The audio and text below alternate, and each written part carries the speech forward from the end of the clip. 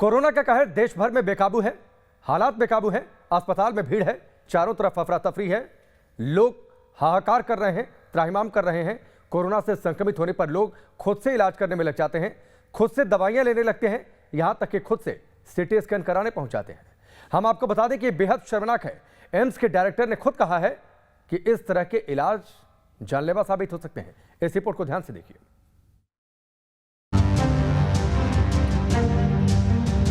Corona का खतरा कितना भयानक है ये किसी से छिपा नहीं है।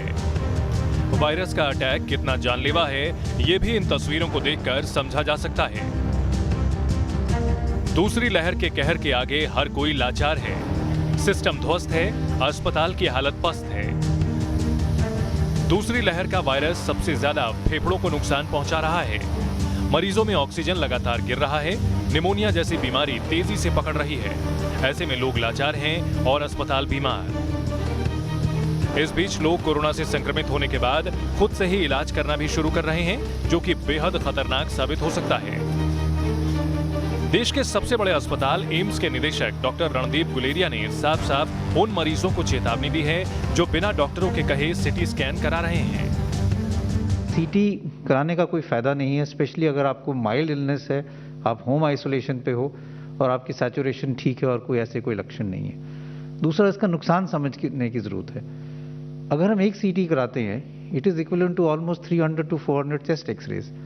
आपने एक सीटी कराया तो आप ये समझ लें कि आपने अपने 300 एक्सरे करा लिए चेस्ट के। और ये भी डेटा है IAEA का भी, इंटरनेशनल एटॉमिक एनर्जी कमीशन का भी डेटा है, जो रेडिएशन प्रोटेक्शन इन मेडिसिन की बात करते हैं, कि बार बार स्पेशली यंगर एज ग्रुप में सीटी कराने से risk of cancer in later life increases. तो अपने आप को नुकसान ही ज्यादा करा रहे हैं जब उसकी जरूरत नहीं है। इसका मतलब साफ है कि सीटी स्कैन कराना खतरे से खाली नहीं है। एक सीटी स्कैन 300 एक्सरे के बराबर माना जा रहा है, इसलिए ये खबर बेहद चौंकाने वाली है। इतना ही नहीं, डॉक्टरों ने यह भी साफ कर दिया है कि अगर आप कोरोना पॉजिटिव हैं मगर आपको सांस लेने में कोई परेशानी नहीं हो रही है, आपका ऑक्सीजन लेवल ठीक है और तेज बुखार नहीं आ रहा है, तो बिल्कुल घबराने की जरूरत नहीं है। पॉजिटिव मरीजों को ज्यादा दवा नहीं लेनी चाहिए, ये दवाएं उल्टा असर करती हैं और मरीज की सेहत खराब होने लगती है। इसके अलावा कोरोना के हल्के लक्षण होने पर स्टेरॉइड का इस्तेमाल नहीं करने की सलाह दी गई है। डॉक्टरों की माने तो हल्के लक्षण में स्टेरॉइड वायरस को मजबूत कर सकता है, जिसके परिणाम गंभीर हो सकते हैं। तो माइल्ड इलनेस लोग हैं, ज्यादातर उनको कोई दवाई की जरूरत नहीं है।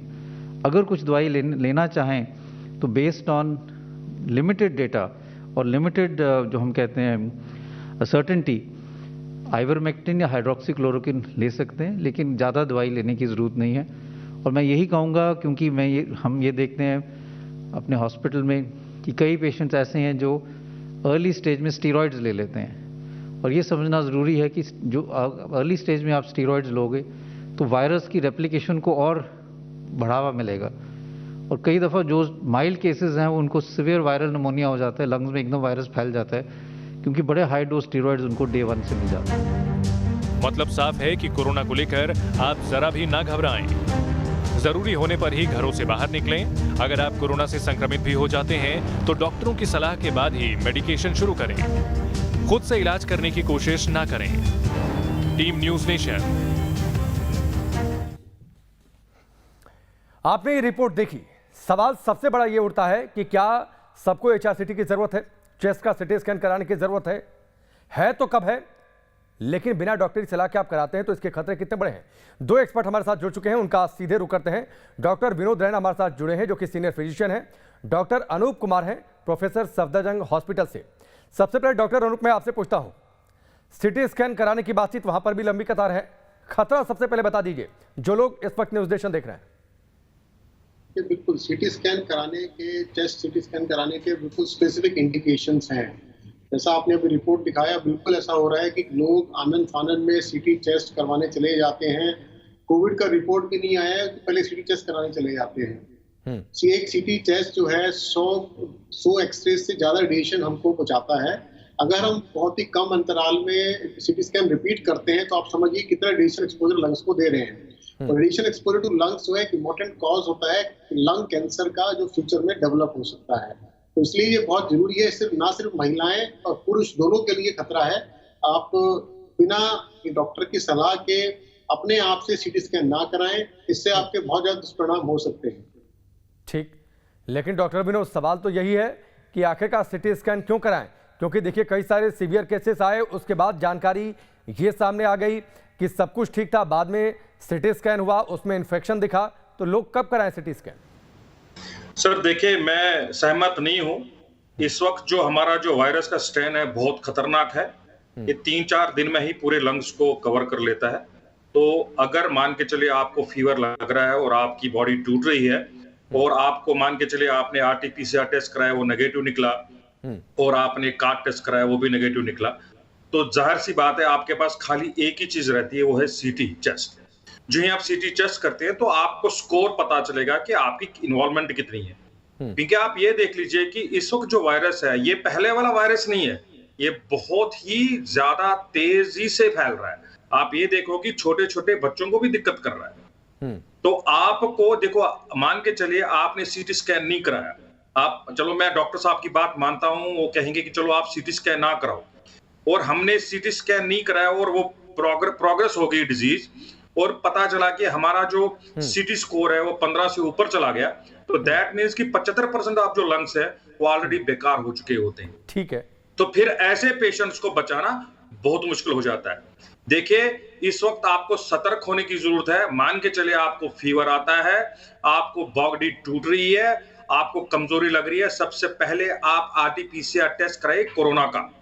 उसके बाद अगर आपको लगता है कि आपको RT-PCR टेस्ट पॉजिटिव आता है या नहीं आता है, तो उसके बाद आप कार्ड टेस्ट करा सकते हैं, आप चेक कर सकते हैं, आप एंटीबॉडीज टेस्ट करा सकते हैं, आप डी डिमर टेस्ट कर सकते हैं, आप CRP प्रोटीन का टेस्ट कर सकते हैं, आप IL-6 का लेवल चेक कर सकते हैं, आप फेरेटिन का लेवल चेक कर सकते हैं। क्योंकि साहब, अगर आप ये टेस्ट जल्दी से जल्द कराएंगे तो आपके बॉडी में पता चलेगा कि आपकी बॉडी में कितनी इन्फ्लेमेशन है, आपकी बॉडी में कितनी डिजीज प्रोग्रेस हो गई है, और उसी वक्त ठीक है। डॉक्टर विनोद, मैं आपके पास आता हूं। डॉक्टर अनूप, जो बातें कही डॉक्टर विनोद ने, सवाल तो ये उठता है, मैं इसका जवाब आपसे भी चाहूंगा कि आखिरकार हम कब ये डिसाइड करें कि हमें सिटी स्कैन की जरूरत है, कब कराएं? बिल्कुल, देखिए सीटी चेस्ट एक स्पेसिफिक इन्वेस्टिगेशन है, इसके स्पेसिफिक इंडिकेशंस मैं आपको बिल्कुल स्पष्ट बताना चाहता हूं। हमारे अभी भी जो 85 to 90% इन्फेक्शंस है माइल्ड टू एसिम्प्टोमेटिक हैं, जिसमें होम आइसोलेशन में सिंपल सुपरविजन में हमें कुछ नहीं चाहिए, दवाई भी हमें बहुत लिमिटेड चाहिए, हम ठीक हो जाते हैं। लेकिन यस, 10 से 15% वो लोग हैं जिनमें सीवियर प्रोग्रेशन और सडन डिटोरेशन होता है, तो उसके साइंस सिम्टम्स हमें पहचानने चाहिए। नंबर 1, आपको सिम्टम्स आए, आपने टेस्ट करा लिया, कोविड टेस्ट आपका पॉजिटिव आ गया, आपने अपने आपको आइसोलेट कर देना है, टेम्परेचर और ऑक्सीजन सैचुरेशन चेक करते रहना है। अगर आपका फीवर डे 6 और 7 से ज्यादा परसिस्ट करता है, नंबर 1, अगर आपका ऑक्सीजन सैचुरेशन सडनली ड्रॉप कर जाता है, नंबर 3, आपका सांस फूलना शुरू हो जाता है, या नंबर 4, आपको सडनली चक्कर आने शुरू हो जाते हैं, ये साइंस होते हैं कि आपका डिजीज सडनली प्रोग्रेस कर रहा है। नॉर्मली 6ठे दिन के बाद ही होता है, तो इसलिए शुरू के 6 दिनों में तो आपको कुछ पता लगने वाला नहीं है, सीटी आप करा भी लेंगे। 6 से 7 दिन के बाद ही रिकमेंडेशन है, जब आपको माइल्ड से मॉडरेट में प्रोग्रेशन होने के चांसेस हैं, तभी आप सीटी टेस्ट कराने के लिए वही विशेषज्ञ सलाह से, अपने आप बिल्कुल ना जाएं, एक कंसल्टेशन ले लीजिए फिजिशियन से। आजकल ऑनलाइन कंसल्टेशन बहुत इसलिए अवेलेबल है, डॉक्टर की सलाह से ही सीटी कराने जाएं। मतलब हम ये समझे डॉक्टर अनूप की अगर कोई किसी को फीवर नहीं हुआ या बहुत सारे मामले ऐसे सामने आ गए जो बिना लक्षण वाले हैं, उन्हें बिल्कुल भी ज़रूरत नहीं है चेस्ट सिटी स्कैन कराने की। या फिर इसमें एक सवाल मैं और ऐड करता हूं, क्योंकि कई सारे मामले नेगेटिव आ जाते हैं लेकिन कुछ माइल्ड सिम्टम या फिर उन्हें डाउट होता है, या फिर ये कहा जा रहा है कि वो म्यूटेंट शायद पकड़ में नहीं आ रहा है, सिटी स्कैन में जाकर पता चलता है, तो क्या कोरोना की पुष्टि होती है सिटी स्कैन से? बिल्कुल, देखिए ये सही बात है। कुछ ऐसे पेशेंट्स हैं जिसमें सीटी जो RT-PCR है फॉल्स नेगेटिव आता है। हम जानते हैं कि इसकी सेंसिटिविटी जो है 60 to 70% है, यानी 15-20% फॉल्स नेगेटिव आ सकता है। अब इसमें हम ये देखना है कि सीटी चेस्ट हम कराते हैं उन पेशेंट्स में जिनमें हमें डाउट है। अगर वो एसिम्प्टोमेटिक पेशेंट है तो आप कराने की जरूरत नहीं है। अगर उसको पेशेंट को सिम्टम्स डेवलप हो रहे हैं, जैसे मैंने फिर बताया, अगर पेशेंट को सिम्टम्स नहीं हो रहे हैं, आप सिर्फ आइसोलेट कर दीजिए। और जैसा हम बताते हैं कि पेशेंट को मास्क लगा के रखना है, विटामिन जिंक स्टार्ट कर सकते हैं, आइवरमेक्टिन जैसे अभी बोला गया कि कुछ स्टडीज में पाया गया आप 3 दिन दे सकते हैं। लेकिन सीटी स्कैन आप कब कराएंगे? जब आपके सिम्टम्स मैंने बताया प्रोग्रेस करेंगे। अगर आप पहले 5 दिन में सीटी करा लेते हैं तो सीटी का आप मिसयूज कर रहे हैं। मैं ये कहना चाहता हूँ सीटी का तभी कराएं जब प्रॉपर इसका स्टेज हो और प्रॉपर इंडिकेशन। ठीक है, ठीक है। लेकिन डॉक्टर विनोद, एक सवाल तो ये है, कई सारे लोगों को लगता है कि वो पॉजिटिव है, लेकिन रिपोर्ट कराते हैं, आरटीपीसीआर कराते हैं, नेगेटिव आती है, इसके बावजूद लक्षण है, तो क्या करें? ऐसे लोगों को आपकी क्या सलाह?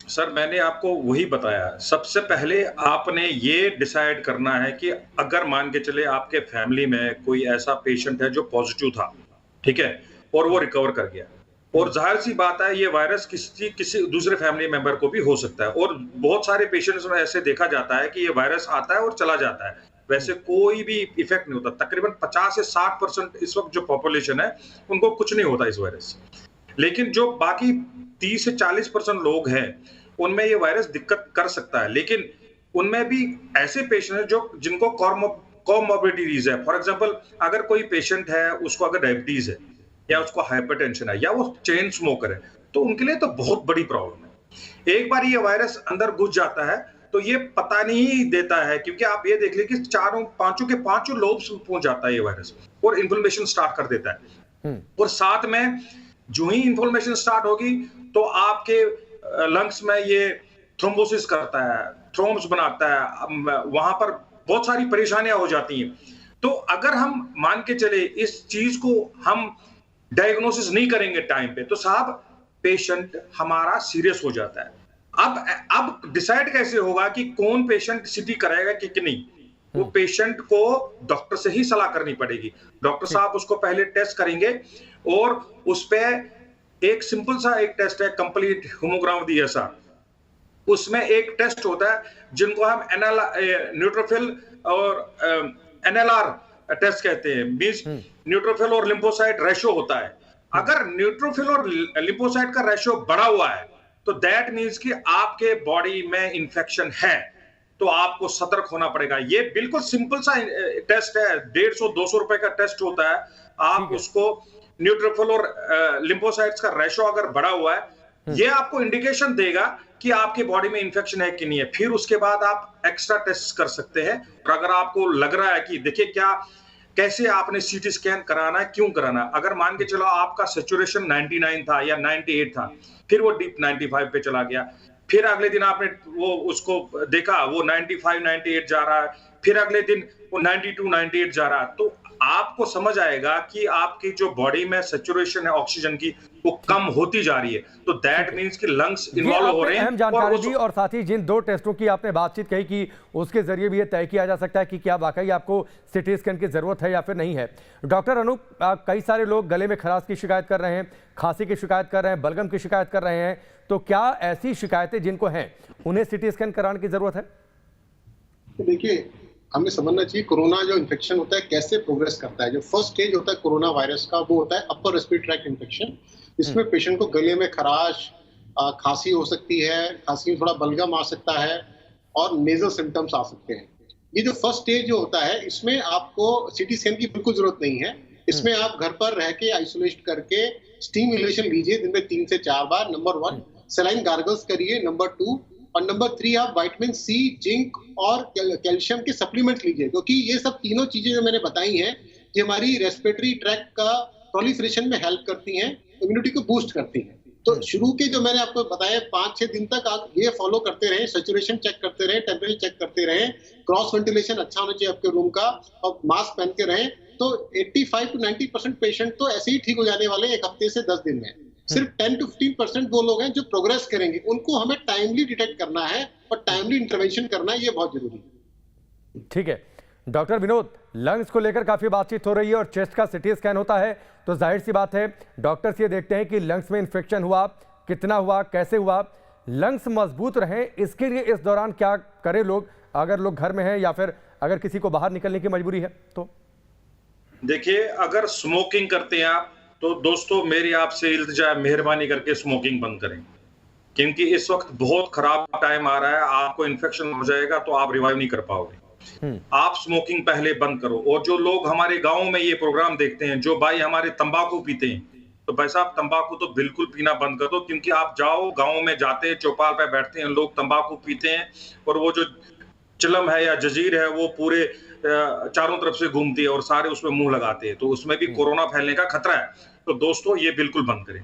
तीसरा, आप प्राणायाम कर सकते हैं। प्राणायाम आपको बहुत मदद कर सकता है। आप अगर प्राणायाम आलूम विलोम करेंगे, प्राणायाम करेंगे, उससे आपको क्या लंग्स की आपको बिल्कुल एक्सरसाइज होगी। लेकिन बाय चांस मान के चले अब आपको इन्फेक्शन हो गया कोरोना का और आपको आप पता है कि लंग्स इन्वॉल्व हो गए हैं, जैसे 1%, 2%, 5% या सीटी स्कोर आजकल आता है 1, 2, 3, 4, 5, 10, 15 आजकल ऐसे स्कोर आता है। अगर अब आपको स्कोर आ ही गया कोई मान के चलो 5 या 10, तो उसमें क्या करना है, आप फिजियोथेरेपी कर सकते हैं लंग्स की। मींस लंग्स में आपने क्या करना है, जैसे देखिए आप मैं ये स्टेथोस्कोप उतार के मैं आपको दिखाता हूं। जैसे आप ऐसे बैठे, आपने सांस लंबी ली, जैसे अगर मान के चला आप कोई नेबुलाइजर है आपने लगाया हुआ या ऑक्सीजन सिलेंडर चल रहा है या आपको कोई मशीन है आपके पास ऑक्सीजन कंसंट्रेटर की, वो ऑक्सीजन चल रही है, तो आपने कुछ नहीं करना है। आपने देखिए ऐसे ये मसाज करनी है, ऐसे आप मसाज करेंगे, उससे क्या होगा कि आपका जो लंग्स है जो उसको एक तो मसाज होगी और उससे क्या होगा कि ब्रोंक्स जो है वो थोड़ा सा अगर मान के चलो छोटी छोटी सी जो उसमें जो ब्लॉकेज है वो खुल जाएगी। अगर आप खुद नहीं कर पाते हैं तो आप किसी से करवाइए, बेशक जैसे छाती पीटना होता ना वैसे करना है। पहले एक मैं इसमें और चीज ऐड करता हूं डॉक्टर विनोद, अगर मान लीजिए कई लोग रिकवर कर गए, धीरे धीरे आपको लंग्स की भी एक्सरसाइज करनी है, खुद को भी डेली रूटीन में लाना है, या फिर आप घर में हैं, क्या ब्रिस्क वॉक कर सकते हैं या फिर रनिंग कर सकते हैं, वो सेफ है? 100% कर सकते, कोई दिक्कत नहीं। अगर आप रिकवर कर गए आप ब्रिस्क वॉक कर सकते हैं, कोई परेशानी नहीं। आप रनिंग कर सकते हैं। देखिए सबसे मैं आपके एक नई चीज बोलना चाहता हूं जो मेरे ख्याल में हमारे डॉक्टर्स को, बहुत सारे डॉक्टरों को पता है लेकिन हमारे सोसाइटी को नहीं पता। अगर आप L-आर्जिनिन लेते हैं, अगर आप L-आर्जिनिन लेते हैं, अगर आप 1000 मिलीग्राम या 1500 मिलीग्राम बीडी लेंगे, सवेरे शाम लेंगे, तो आपको बहुत फर्क पड़ेगा। अगर आपको लंग्स में कोई इंफेक्शन है, वायरल इंफेक्शन है, जो ही आप L-आर्जिनिन ले लेंगे आपका बहुत ही आराम आएगा। क्योंकि L-आर्जिनिन क्या करता है, वो नाइट्रिक ऑक्साइड बढ़ाता है बॉडी में। नाइट्रिक ऑक्साइड बढ़ेगा तो आपके बॉडी में मेटाबॉलिज्म बढ़ेगा, और मेटाबॉलिज्म बढ़ेगा तो सेल का जो हमारा जो प्रोसेस है सेल माइटोसिस में उसमें बहुत इंप्रूवमेंट आता है। तो अगर आप L-आर्जिनिन लेते हैं तो उससे बहुत ही इंप्रूवमेंट आता है और बहुत बहुत ही सिंपली अवेलेबल है ये दवा। आप उसको 1000 mg या 1500 mg सवेरे शाम खा लें। ये इसको आप 3 बार भी खा सकते हैं। मैक्सिमम डोज 9000 mg तक आप ले सकते हैं, ज्यादा लेने की जरूरत नहीं है। आप खाली 1000 mg की दिन में 3 बार या 2 बार गोली ले, आपको बहुत फर्क पड़ेगा क्योंकि ये एनर्जाइज करता है, ये आपके बॉडी को एनर्जी देगा। ठीक है सर। डॉक्टर अनूप, एक और सवाल आपसे, क्योंकि देखिए लगातार सिटी स्कैन की चर्चा काफी ज्यादा हो रही है। कई सारे केसेस आ गए कि बाद में सिटी स्कैन हुआ, डॉक्टर्स ने कहा लेट हो गया, ये पहले कराना चाहिए था। जो अस्थमेटिक पेशेंट हैं, जिनको अस्थमा है, क्या उन्हें सिटी स्कैन कराना चाहिए, नहीं कर, उनके लिए क्या स्पेशली आपकी एडवाइस है? जो पेशेंट्स इनको प्री एग्जिस्टिंग लंग डिजीज है या COPD है, एस्थमा है, उन पेशेंट्स में हम खास सावधानियां बरतते हैं। उन पेशेंट्स को भी होम आइसोलेशन में रख सकते हैं। हालांकि जो गाइडलाइंस है उसमें कहा जाता है अगर किसी को माइल्ड इन्फेक्शन है और साथ में इसको कोमोर्बिड कंडीशंस हैं, इट इज एडवाइजेबल कि उनको कोविड डे केयर सेंटर में रखा जाए। यहाँ पर एक डॉक्टर की इंजेक्शन में उनका चेकअप होता रहे। बट कई ऐसी जगह है जब पेशेंट खुद बोलते हैं कि नहीं मैं घर पे ही रहना चाहता हूँ, तो उसको सुपरविजन में डॉक्टर के रहना पड़ता है। तो उसमें हमें फिर वही होती चीज चेक करनी है, उसका ऑक्सीजन सैचुरेशन क्या चल रहा है, पेशेंट का फीवर क्या चल रहा है, उसको सांस लेने में कोई दिक्कत तो नहीं हो रही है। ये 3 चीजें हम रेगुलर चेक करते रहते हैं। अगर पेशेंट को अपने जो नेबुलाइजर क्योंकि वो पेशेंट ऑलरेडी यूज कर रहा होगा, वो ड्रग्स को छोड़ना नहीं है। वो जो भी MDI बोलते हैं, मीटर डोज इनहेलर, उससे वो जो डोज ले रहा है वो कंटिन्यू करता रहे, स्टीम लेता रहे। ये दोनों चीजें उसको हेल्प करती हैं। एक चीज मैं और बताना चाहता हूँ आपके चैनल के माध्यम से, प्रोनिंग को हमने बहुत ही अंडर यूज किया है, बहुत लोग उसको नहीं जानते हैं। देखिए प्रोनिंग एक बहुत सिंपल मेथड है जिससे हम अपनी ऑक्सीजनेशन बढ़ा सकते हैं। पेशेंट को क्या करना है, पेट के बल लेटना है आधे घंटे, एक तकिया अपने नेक के नीचे लगा ले, एक तकिया अपना पेट और थाइस के नीचे लगा ले और एक एंकल पे लगा ले। आधा घंटा पेट के बल लेटे, आधे घंटे के बाद साइड में हो जाए, आधे घंटे के बाद फिर वो सीधा होके बैठ जाए और फिर साइड में हो जाए। इस साइकिल को वो चेंज करता रहे। ऐसा करके 16 घंटे तक इस पोजीशन को करते रहेंगे तो ऑक्सीजन सैचुरेशन बहुत ज्यादा बढ़ जाता है। ठीक है, इसमें कोई साइड इफेक्ट नहीं होता है। एक डॉक्टर अनूप और मैं सवाल आपसे कर लेता हूं, फिर मैं डॉक्टर विनोद का रुख करता हूं। आपने थोड़ी देर पहले एस्टेरॉइड्स का जिक्र किया था, तो कोरोना मरीजों को क्या एस्टेरॉइड लेना चाहिए, नहीं, या फिर लेना है तो कब लेना है, कैसे तय करें? ये बिल्कुल बहुत अच्छा क्वेश्चन आपने पूछा है। देखिए, स्टेरॉइड्स का माइल्ड डिजीज में कोई रोल नहीं है, इसलिए ये बोला जाता है कि माइल्ड डिजीज 85-90% पेशेंट बिना स्टेरॉइड के ठीक हो सकते हैं। उन पेशेंट्स को स्टेरॉइड्स वो भी डॉक्टर की सलाह से दिया जाता है जिनका, मैंने फिर बताना चाहूंगा, फीवर परसिस्ट कर रहा है 7th डे के बाद भी, नंबर 1 हाई ग्रेड फीवर चल रहा है, नंबर 2 उनको कफ एक्सपेक्टरेशन बढ़ रहा है, येलो स्पुटम आ रहा है यानी कि सेकेंडरी इन्फेक्शन हो गया है, नंबर 3 सैचुरेशन ऑक्सीजन का ड्रॉप हो रहा है, और नंबर 4 सांस लेने में दिक्कत बढ़नी शुरू हो गई है। ये 4 चीजें अगर आपको डेवलप होती हैं तब आप सीटी टेस्ट करवा के, स्कोरिंग करवा के आप स्टेरॉइड स्टार्ट कर सकते हैं अंडर सुपरविजन ऑफ डॉक्टर। अपने आप तो बिल्कुल नहीं स्टार्ट करना। मैं 2 चीजें बताना चाहता हूँ स्टेरॉइड से। एक, आपके शरीर में वाटर रिटेंशन हो सकता है, ब्लड प्रेशर बढ़ सकता है। 2, आपका शुगर बहुत हाई हो सकता है। तो स्टेरॉइड जो है डबल एज स्वॉर्ड है। अगर टाइम से आपने यूज नहीं किया, पहले यूज कर लिया तो इम्यूनिटी डाउन कर देगा, बहुत लेट यूज किया तो आपको ज्यादा दुष्परिणाम भी हो सकते हैं। सही समय पर इसको यूज करना है डॉक्टर की सलाह से। ठीक है, ठीक है, आपने काफ़ी अच्छी जानकारियां दी। वक्त इतना ही था हमारे पास। डॉक्टर अनूप और डॉक्टर विनोद, आप दोनों का बहुत बहुत शुक्रिया। तो ये आसान शब्दों में हमने ज़रूर आपको समझाया कि चेस्ट को लेकर आपको क्या सावधानियां बरतनी हैं, कब ये तय होगा कि आपको सीटी स्कैन कराने की ज़रूरत है, नहीं ज़रूरत है। डॉक्टरी सलाह आपको ज़रूर लेनी है, खुद पर घर से खुद डॉक्टर ना बने, ये हमारी आपसे अपील है।